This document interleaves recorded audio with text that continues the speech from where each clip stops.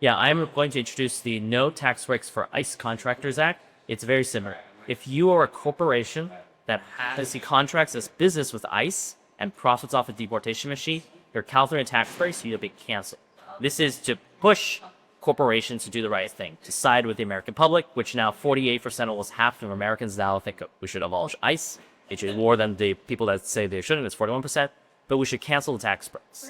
And that we can leverage them so that they can stop doing business and supplying and aiding and abetting us. So totality of corporate tax breaks that are eligible for all companies, right? Not even just companies that do business with ICE. It's $40 billion busy.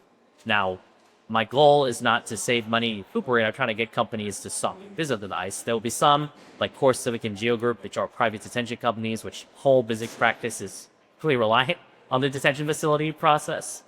So they might not come along so willingly, but there are lots of other infamous companies, tech companies like Palantir, that do business with ICE, but they also have lots of other business and contracts there. I hope they will end just a small subset of their business with ICE, and so they can keep their county tax.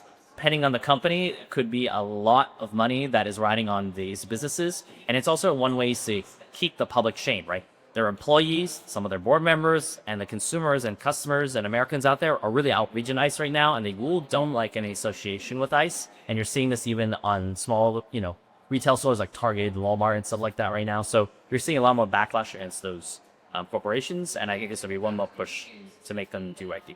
I imagine most of them are publicly traded, Palantir, of course, and many other big companies out there. Actually, the private detention facilities are publicly traded corporations too. I think they will also face the threat of perhaps if stock prices also declining, so they're going to get hit both ways. Well, funny enough, taxpayers would actually see a net benefit since tax breaks are expenditures. They're subsidizations of corporations, and I don't think a single cent of taxpayer dollars should be subsidizing ICE collaborators. So let's just say all the companies for some reason stick with ICE, lose their billions of dollars worth of tax breaks, it'd actually save the taxpayers a lot of money.